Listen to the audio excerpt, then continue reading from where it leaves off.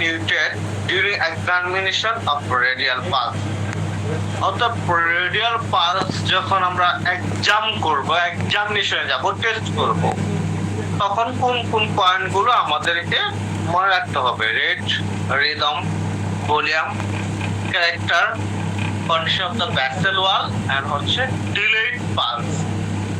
Just এই পয়েন্টগুলো আমাদেরকে নোট করতে হবে। নর্মাল পালস রেট এভারেজ হচ্ছে 70 বা 72 বিট পার মিনিট। আর রিদম বলতে it is the regularity or irregularity beat, just এই পর্যন্ত দিবেন। Volume, it is the fullness of the pulse wave, it is the fullness of the pulse wave. Character, it is the nature or from the pulse wave, it is the nature of pulse wave. Shush, it is the nature of pulse wave. Condition of the vessel wall, it is the elasticity or rigidity of the arterial wall. Just এই পর্যন্ত দিলেই হবে। এই প্রশ্নটা পরীক্ষায় আসবে, হ্যাঁ, রিটেনে যেহেতু এই প্রশ্নটা আসবে, চিত্র আঁকানোর প্রয়োজন নাই, ফিজিওলজিতে প্রশ্নটা আসবে। List the point are to be noted during examination of radial pulse. Physiology পরীক্ষার সময় এই প্রশ্নটা আসবে। তাহলে উত্তর লিখবেন, point to be noted during examination of radial pulse. Rate, normal heart rate is 72 or 70 beat per minute. Rhythm, it is the regularity or irregularity of beat. Volume, it is the fullness of the pulse wave. Character, it is the nature of pulse wave. Condition of the vessel wall, it is the elasticity or rigidity of the arterial wall. It is the elasticity or rigidity of the arterial wall. মনে থাকবো? কথা বুঝতে পারছেন? কথা বুঝতে পারছেন? জি sir. ওকে, আচ্ছা, এইখান থেকে আর তেমন কোনো তথ্য আপনাদেরকে জানতে হবে না। এখন যে তথ্যটা জানবো সেটার নাম হচ্ছে হাইপার টেনশন। আচ্ছা, টেনশন মানে কি? একটা চাপ, তাই না?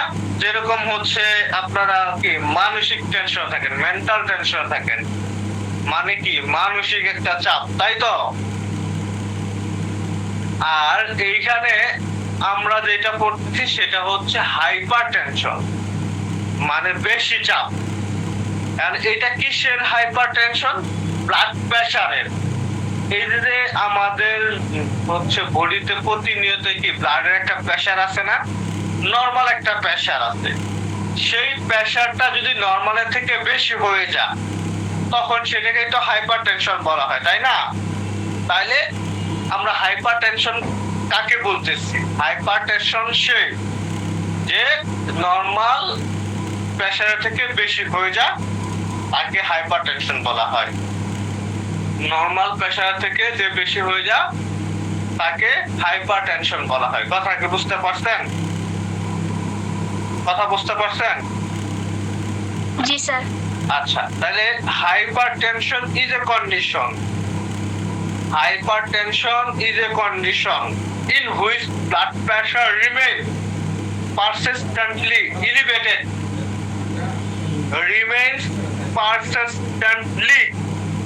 elevated, above the normal level.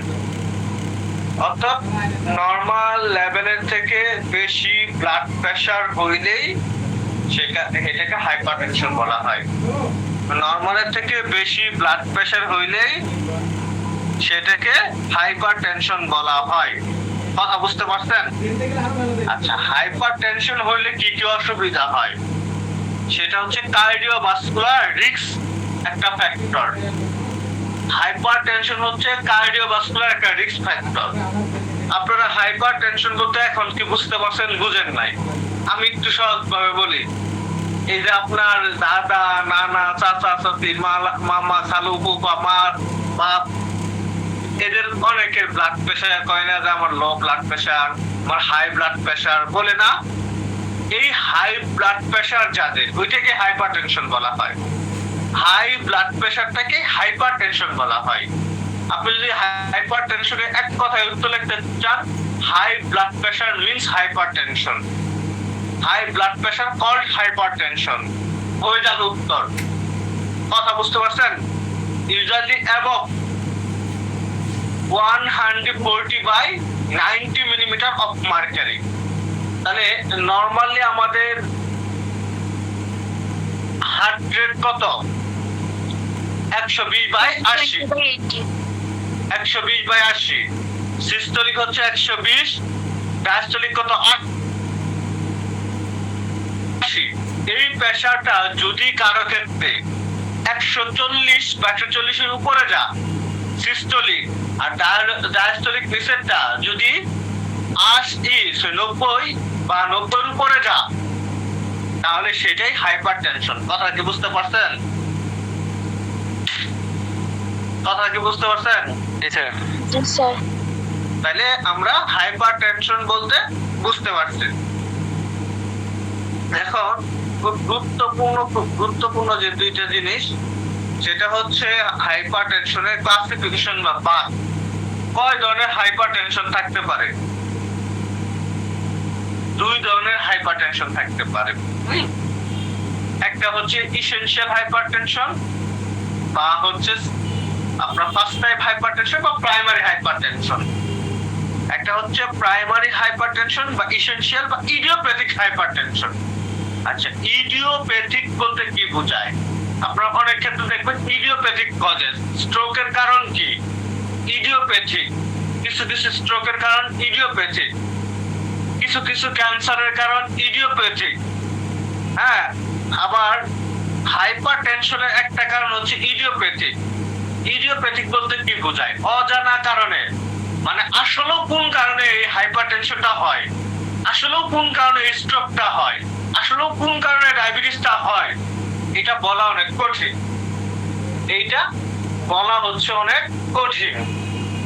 সেটাকে আপনার হচ্ছে ইডিওপ্যাথিক বলা হয়। সেটাকে ইডিওপ্যাথিক বলা হয়। যে হাইপারটেনশনটা আসলে এক্স্যাক্টলি কেন হয়েছে, যে ব্লাড প্রেশারটা হাই এক্স্যাক্টলি কেন হয়েছে, এইটা আপনার হচ্ছে কারণটা এক্স্যাক্টলি জানা যায় না। ওইটাই হচ্ছে আপনার ইডিওপ্যাথিক হাইপারটেনশন বা প্রাইমারি হাইপারটেনশন বা ইসেনশিয়াল হাইপারটেনশন। তাহলে হাইপারটেনশনের ক্লাসিফিকেশন দুইটা, একটা হলো প্রাইমারি হাইপারটেনশন আর একটা হচ্ছে সেকেন্ডারি হাইপারটেনশন। একটা হচ্ছে প্রাইমারি হাইপারটেনশন আর একটা কি সেকেন্ডারি হাইপারটেনশন। কথাটা বুঝেন? প্রাইমারি হাইপারটেনশনের কারণ কি? ইডিওপ্যাথিক, অজানা। এক্স্যাক্টলি কি কারণে এই হাইপারটেনশনটা হয় এটা জানা যায় না। তবে কিছু রিলেটেড ইনফরমেশন আছে। জেনেটিক। জেনেটিক বলতে কি? বাপের অসিল মায়ের আছে, সেটা হাইপারটেনশন। যেই রকম আমার আব্বা আম্মা দুইজনের হাইপারটেনশনের পেশেন্ট, এবং আমিও মোটামুটি হাইপারটেনশনের মধ্যে কিন্তু থাকি। কারণ হচ্ছে আমি যদি আমার ব্লাড প্রেশার মেজারমেন্ট করি, সেক্ষেত্রে সিস্টোল 130/35 থাকে আর ডায়াস্টোলটা 80 থাকে। মানে মাইল্ডলি, লাইটলি, হালকা ভাবে এখন থেকেই মানে সেই হাইপারটেনশনটা গ্রো হচ্ছে। এটা হচ্ছে আপনার জেনেটিক। অথবা যদি কেউ খুব বেশি স্ট্রেসে থাকে বা অনেক বেশি ওজন, ওবেসিটি, খায় আর ঘুমায়, পেটটা একটু বড় হয়ে গেছে, শরীর করতেছে মনে করেন যে বুক্কা হয়ে গেছে, অথবা লাইফস্টাইল ফ্যাক্টর। লাইফস্টাইল ফ্যাক্টর বলতে কি? সে অনেক টেনশন নিয়ে থাকে, অনেক স্ট্রেসের মধ্যে কাজ করে, হ্যাঁ, অনেক হচ্ছে বার্গেনিং প্লেসে কাজ করতে হয়। এইরকম যদি কথার কথা হয়, তাহলে সেটার কারণে যে টেনশনটা হয় সেটাকেও হাইপারটেনশন বলা হয়। তাহলে আমরা হাইপারটেনশনের ক্লাসিফিকেশন করলাম। হাইপারটেনশন দুই ধরনের, একটা প্রাইমারি হাইপারটেনশন আর একটা হচ্ছে কি সেকেন্ডারি হাইপারটেনশন। প্রাইমারি হাইপারটেনশনের আপনার হচ্ছে কারণ কি? কারণটা হচ্ছে ইডিওপ্যাথিক একটা, আর দুইটা হচ্ছে জেনেটিক স্ট্রেস, অবেসিটি বা লাইফস্টাইল ফ্যাক্টর থাকতে পারে। সেকেন্ডারি হাইপারটেনশনের কারণ কি? যদি কারো ধরুন হচ্ছে হরমোন জনিত অসুবিধা থাকে, কারো কিডনি রোগ থাকে, বা এই রিলেটেড কোনো অসুবিধা থাকে, হ্যাঁ, বা হচ্ছে সে মনে করেন যে প্রায় সারা বছর ওষুধ খায়, সেই ক্ষেত্রে কেমিক্যালের মাধ্যমে রিঅ্যাকশন করে তার হাইপারটেনশন ডেভেলপ হতে পারে। কিডনির সমস্যা থাকলে অথবা হচ্ছে এন্ডোক্রাইন ডিসঅর্ডার মানে হরমোনের কোনো অসুবিধা থাকলে, যেরকম যদি কারো ধরেন হাইপারথাইরয়েডিজম থাকে, হাইপোথাইরয়েডিজম থাকে, এই যে আপনার হচ্ছে হরমোন রিলেটেড যে অসুবিধা হয়, এরকম কোনো অসুবিধা যদি থাকে বা কিডনির অসুবিধা থাকে, অথবা সে দীর্ঘদিন যাবত খালি ওষুধ খায়, এরকম যদি কেউ থাকে তাহলে তার হাইপারটেনশন হতে পারে বা হাই ব্লাড প্রেশার হতে পারে, সেটাকে সেকেন্ডারি হাইপারটেনশন বলা হয়। আর প্রাইমারি বা ইসেনশিয়াল বা ইডিওপ্যাথিক হাইপারটেনশন কি? এটা হচ্ছে ইডিওপ্যাথিক কজেস আর হচ্ছে অবেসিটি, স্ট্রেস, লাইফস্টাইল, এসব কারণে যে হাইপারটেনশনটা হয় সেটা হচ্ছে প্রাইমারি হাইপারটেনশন। কথা কি বুঝতে পারছেন? কথাটা কি বুঝতে পারছেন? আচ্ছা, এরপর খুব গুরুত্বপূর্ণ একটা তথ্য, সেই গুরুত্বপূর্ণ তথ্যের নাম হচ্ছে ইনজেক্টিভ blood pressure reading. Blood pressure reading বলতে আপনি কোন কোন প্রেশার দেখলে, মনে করেন যে আপনি হচ্ছে প্রেশারটা পরিমাপ করছেন, প্রেশার মাপছেন, মাপার পরে যদি 120 বা হচ্ছে আপনার 80 এর কম বেশি থাকে, সেটা কি? সেটা নরমাল হাইপারটেনশন। এরপরে প্রি হাইপারটেনশন বা এলিভেটেড মানে মাত্র হওয়া শুরু করছে, যেরকম আমারটা 120 থেকে 40, 120 এর উপরে, এটা 139 পর্যন্ত হতে পারে। আর হচ্ছে ডায়াস্টোলিকের ক্ষেত্রে আপনার 80 থেকে 89 এর মধ্যে হতে পারে, তাহলে সেটা প্রি হাইপারটেনশন বা এলিভেটেড হাইপারটেনশন। স্টেজ 1 হাইপারটেনশন 140 থেকে 159 এর মধ্যে থাকলে, এবং সেই ক্ষেত্রে 90 থেকে 99 থাকলে আপনার হচ্ছে স্টেজ 1 হাইপারটেনশন হতে পারে। স্টেজ 2 হাইপারটেনশন 160 থেকে 179, ডায়াস্টোলিক ক্ষেত্রে 100 থেকে 119, এটা হচ্ছে স্টেজ 2 হাইপারটেনশন। স্টেজ 3 হাইপারটেনশন 180 এর উপরে গেলে ডায়াস্টোলিক 120 এর উপরে যায়। সাধারণত স্টেজ 3 হাইপারটেনশন গুলো বা সিভিয়ার হাইপারটেনশনের পেশেন্ট গুলো খুব মারাত্মক অবস্থায় থাকে, খুব জটিল অবস্থায় থাকে, এবং যে কোনো মুহূর্তে সে অ্যাক্সিডেন্ট করতে পারে। কিরকম? তার স্ট্রোক হতে পারে, কার্ডিয়াক ডিসঅর্ডার হতে পারে, এরকম বড় কোনো অসুবিধা হতে পারে। তো সেই ক্ষেত্রে সিভিয়ার হাইপারটেনশনের কোনো পেশেন্ট যদি কখনো ফেস করেন, সেটা সঙ্গে সঙ্গে খুব দ্রুতই হসপিটালে পাঠানোর ব্যবস্থা করবেন, সঙ্গে সঙ্গে খুব দ্রুতই হসপিটালে পাঠানোর ব্যবস্থা করবেন। মনে থাকবো? ওকে, তাহলে আমরা হচ্ছে ব্লাড প্রেশার রিডিং অনুসারে হাইপারটেনশনের ক্লাসিফিকেশনটা করতেছি। নরমাল হচ্ছে 120 থেকে 80, প্রি হাইপারটেনশন বা এলিভেটেড হাইপারটেনশন মাত্র শুরু হয়েছে, যেটা 120 থেকে 139, ডায়াস্টোলিক হচ্ছে 80 থেকে 89। স্টেজ 1 140 থেকে 159, 90 থেকে 99। স্টেজ 2 160 থেকে 179, 100 থেকে 119। আর সিভিয়ার হাইপারটেনশন 180 আর হচ্ছে 120। কথা বুঝতে পারছেন? জি স্যার। ওকে, গুড পয়েন্ট। এরপর আমরা যে পয়েন্টটা পড়বো সেটা হচ্ছে কজেস অফ হাইপারটেনশন। তাহলে এই পয়েন্টটা আমাদের মুখস্থ রাখতে হবে, হ্যাঁ? ডেফিনেশন অফ হাইপারটেনশন এন্ড হচ্ছে ক্লাসিফিকেশন অফ হাইপারটেনশন। তাহলে আজকে থেকে মোটামুটি কি ওই হচ্ছে যদি একটা স্টেথোস্কোপ নেন, প্রেসার মাপাকে আপনারা পারেন, ব্লাড প্রেসার মাপতে পারেন। মেডিকেল স্টুডেন্ট হিসাবে, আইএসসি স্টুডেন্ট হিসাবে অন্তত এটা আপনাদেরকে মাপা শিখতে হবে, জানতে হবে।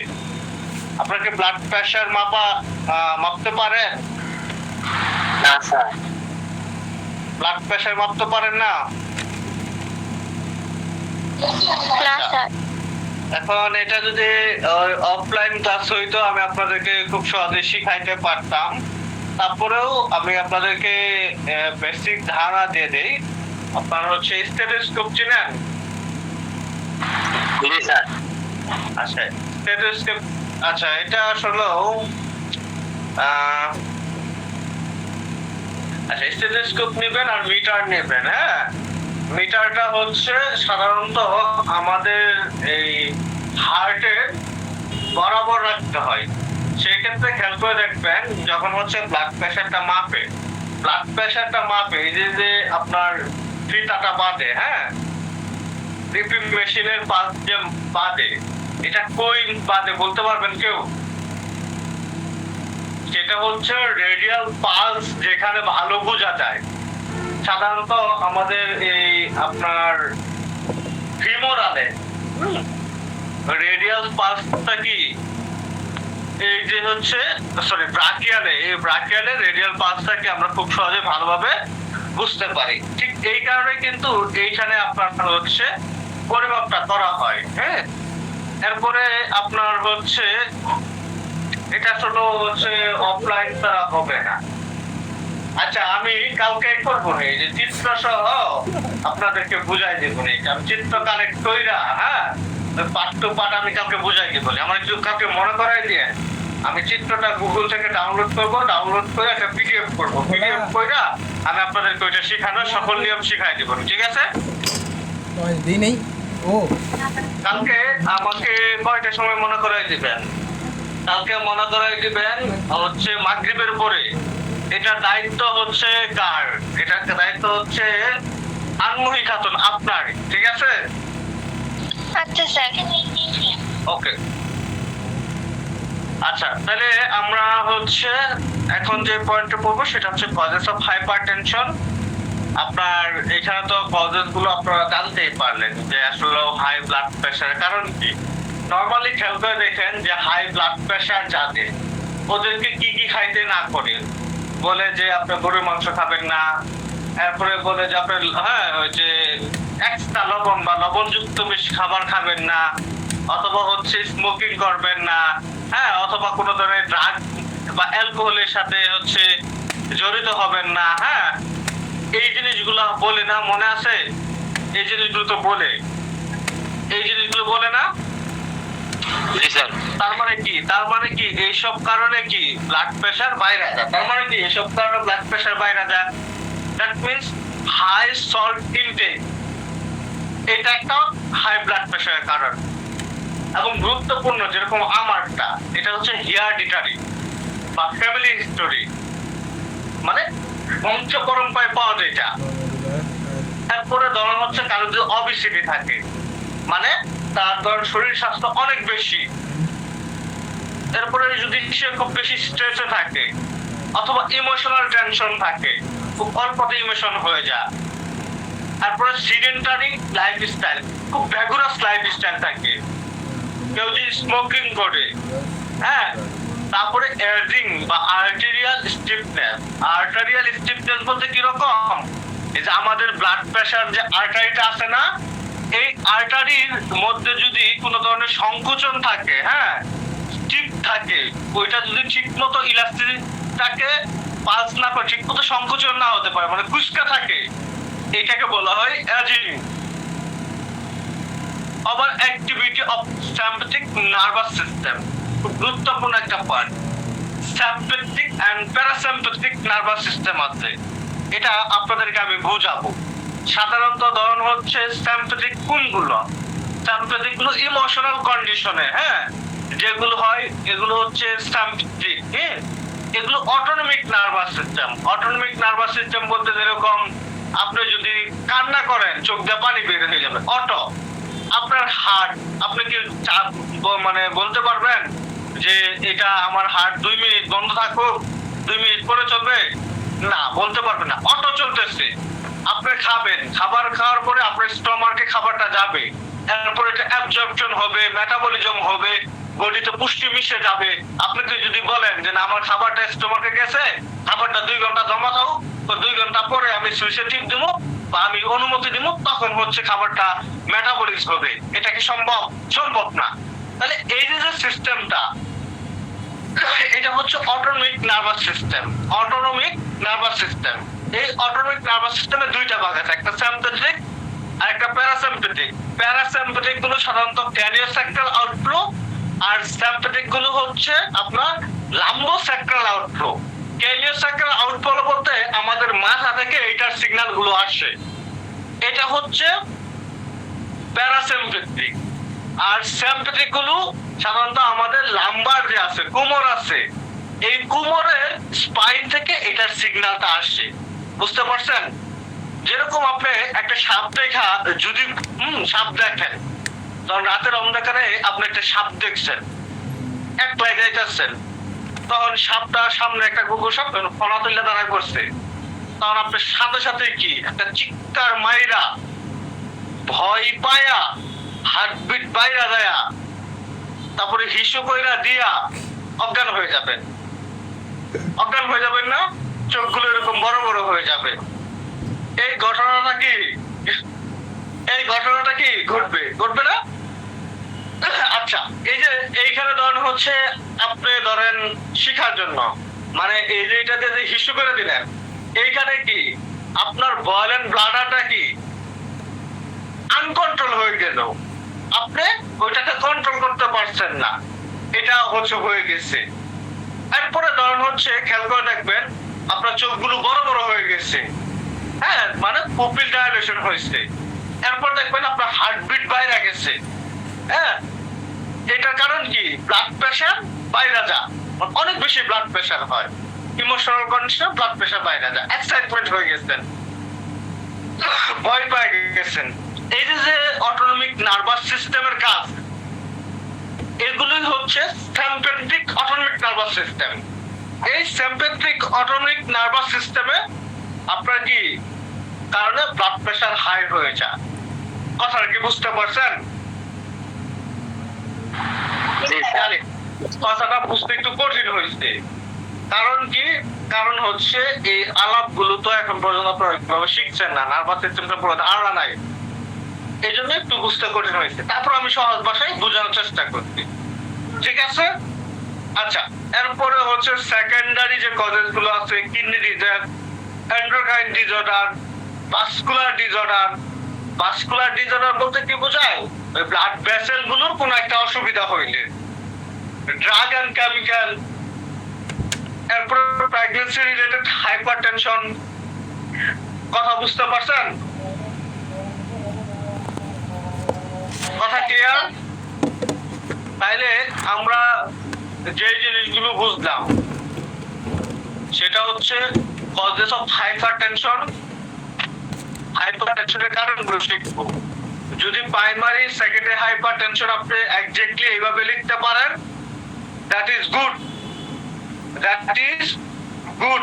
আর যদি আপনি এক্স্যাক্টলি এইভাবে নাও লিখতে পারেন, যদি কথার কথা পরীক্ষা আসে write down the causes of hypertension, তাহলে অন্তত এইটুকু লিখবেন যে হাই সল্ট ইনটেক, তারপরে family history, obesity, stress, emotional tension, sedentary lifestyle, smoking, তারপরে হচ্ছে over activity, kidney disease, endocrine disease, vascular disease, drug, chemical, pregnancy. এই কথাগুলো কি মনে থাকবে না? মনে থাকবে তো? হাইপারটেনশনের দুইটা ভাগ আছে, একটা প্রাইমারি হাইপারটেনশন, সেকেন্ডারি হাইপারটেনশন। আর কজেস অফ হাইপারটেনশন হইলে প্রাইমারি সেকেন্ডারি তো লিখতেই হবে, তাই না? এরপরেও যদি কথার কথা আপনার প্রাইমারি বা সেকেন্ডারি এইভাবে নির্দিষ্ট উল্লেখ না থাকে, তখন আমি যেভাবে বললাম এইভাবে বললেই হবে। কথা কি বুঝতে পারছেন? জি স্যার। আচ্ছা, তাইলে আমরা হচ্ছে এই কিনা খুব গুরুত্বপূর্ণ পয়েন্টটা আমরা আলোচনা করলাম। এরপর হচ্ছে শখ। শখ জিনিসটা কি?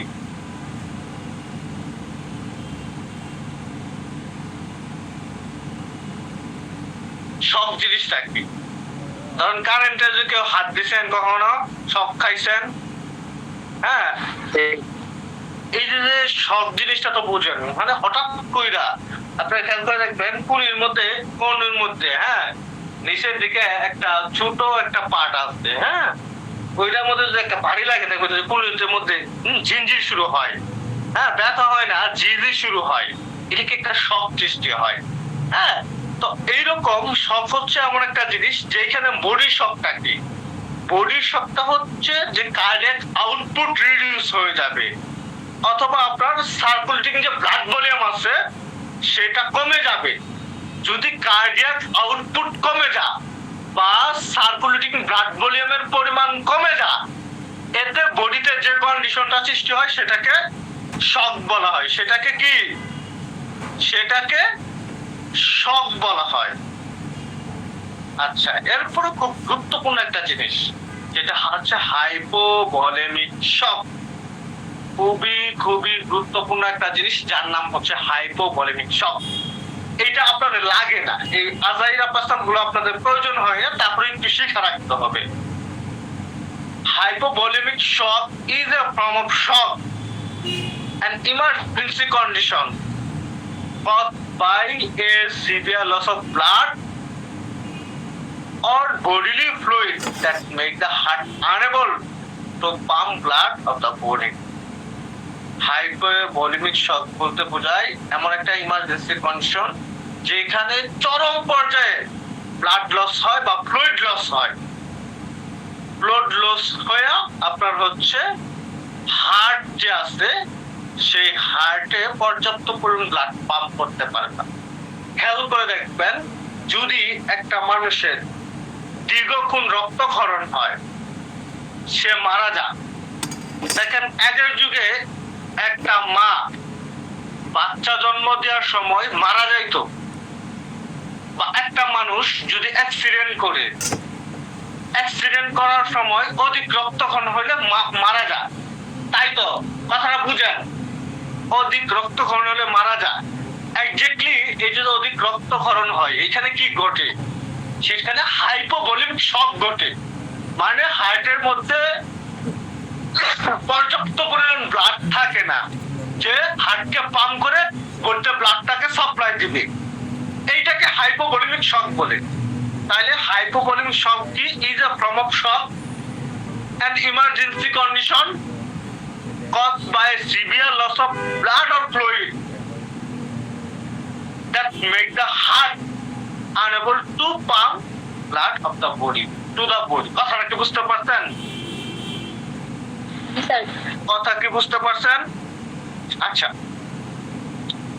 এরপর আপনার হচ্ছে এই যে এখানে আপনার ব্লাড প্রেসার মাপার হচ্ছে এটা পদ্ধতিটা দেওয়া দিচ্ছে, ঠিক আছে? ব্লাড প্রেসার মাপার পদ্ধতিটা দেওয়া দিচ্ছে। আচ্ছা, এইখানে হচ্ছে আপনার খুব গুরুত্বপূর্ণ দুইটা জিনিস, একটা হচ্ছে স্টেথোস্কোপ আর একটা হচ্ছে স্পেগনোমিটার। হ্যাঁ, স্পেগনোমিটার আর হচ্ছে স্টেথোস্কোপ, এই দুইটা জিনিস আপনার গুরুত্বপূর্ণ। এই যেখানে যেহেতু ছবিটা আছে, আমি যেটা খেয়াল করছি না, যেখানে ছবিটা আছে, এই যে আপনার হচ্ছে পাম্পার থেকে শুরু করে এই যে এই পর্যন্ত, হ্যাঁ, এটুকু হচ্ছে স্পেগনোমিটার, আর এটা হচ্ছে কানের মধ্যে যে দেওয়া হয় সেটা হচ্ছে কি স্টেথোস্কোপ। সেটা কি স্টেথোস্কোপ? সেটা কি স্টেথোস্কোপ? মূলত এটা হচ্ছে মানে হচ্ছে আপনার কাপ, মূলত হচ্ছে এটা হচ্ছে কি কাপ। আচ্ছা, ধরেন এই যে এখানে যে দিল, এখন যদি কথার কথা একটা মানুষের, হ্যাঁ, এই হাত কাটা গেছে, দুই হাতে এখানে কাটা গেছে, তার ব্লাড প্রেসার মাপবে কিভাবে বলেন তো? আমি উত্তরটা দিয়ে দিচ্ছি কিছুক্ষণ আগে।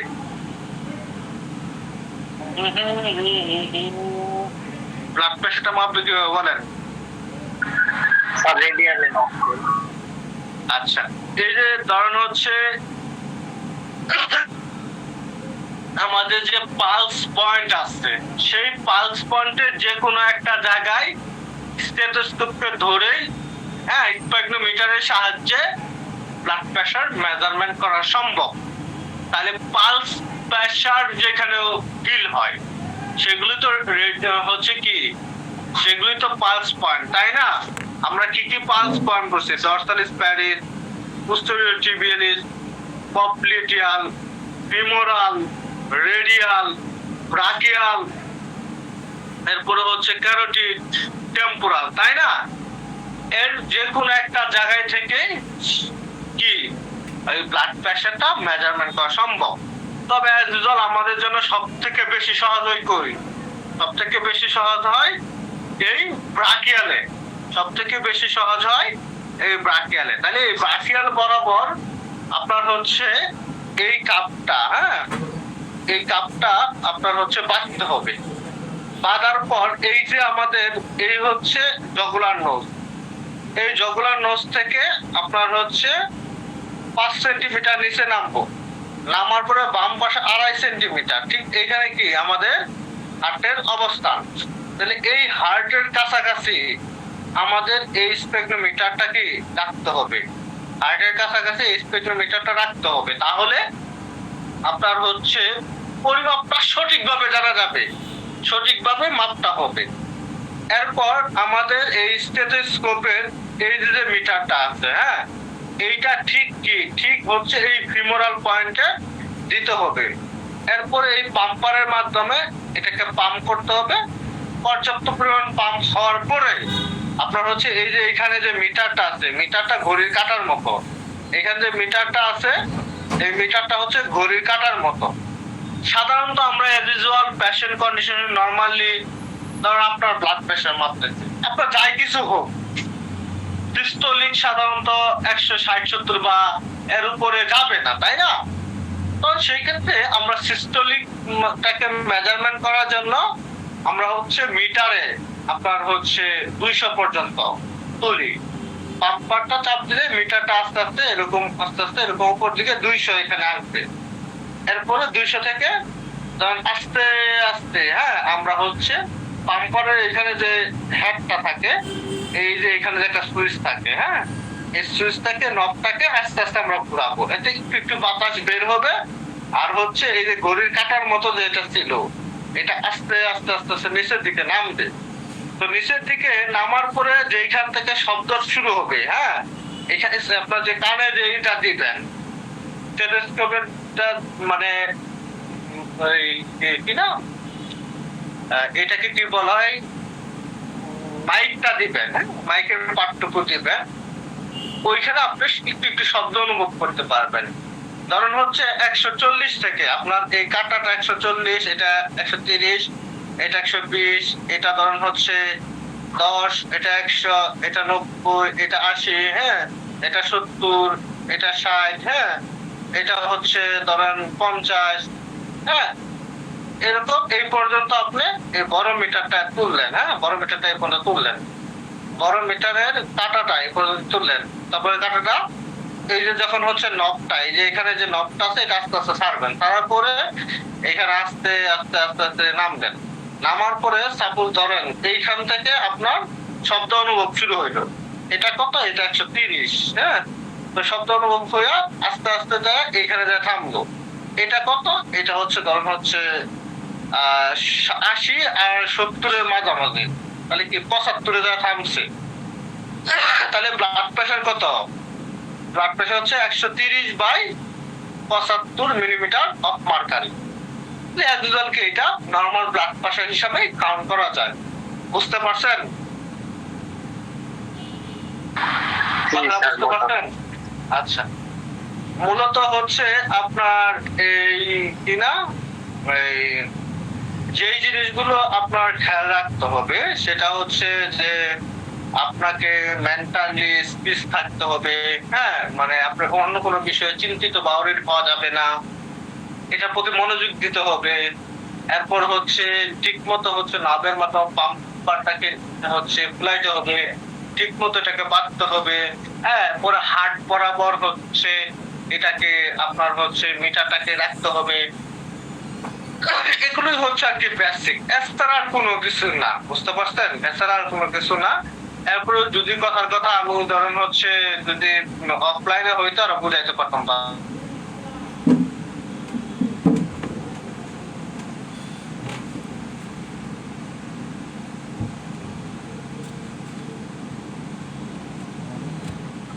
স্যার শোনা যায় না তো। আচ্ছা, বুঝতে পারছেন? এই হচ্ছে ব্লাড প্রেসার মাপার হচ্ছে আপনার সিস্টেম। এরপরেও আপনারা হচ্ছে এই আমি একদিন কি করবো, আমার কাছে মেশিন আছে তো, একদিন লাইভ ক্লাসে আইসা, হ্যাঁ, আপনাদেরকে এটা আমি বুঝাই দিব নি, ঠিক আছে? লাইভ ক্লাসে আইসা রোগী নিয়া সবকিছু একটু যে সুন্দর করে আমি বুঝাই দিব না, এটা যে কোনো সুযোগে একদিন আমি এটা করবো। হ্যাঁ, ওকে। তাহলে ইতিমধ্যে আমাদের কার্ডিওভাস্কুলার সিস্টেম খুবই গুরুত্বপূর্ণ একটা চ্যাপ্টার শেষ হয়ে গেল। এখন আপনারা বলেন এই চ্যাপ্টারের পরীক্ষা কবে দিবেন? স্যার একবার স্যার রিভাইজ এই সপ্তাহ টাইম দেন। একবার রিভাইজ, তাহলে আগামীকাল রিভাইজ হবে, সেটা হালকা রূপে ঝাপসা সম্পূর্ণ রিভাইজ দিয়ে দিব। হয়তো পয়েন্ট টু পয়েন্ট ধরে বোঝাবে এরকম না, আপনারা সবাই পড়বেন। পড়ার পরে কোথায় অসুবিধা আছে এটা আমাকে জানাবেন। জানানোর পরে অতটুকু আমি আলোচনা করবো, আর একবার এক নজরে আমি রিভাইজ দিয়ে যাব। আগামীকাল এই কার্ডিওভাস্কুলার সিস্টেমের লাস্ট ক্লাস। এরপরে আপনারা আমাকে একটা ডেট দিবেন, সেই ডেট অনুসারে আমি পরীক্ষা নিব ইনশাল্লাহ।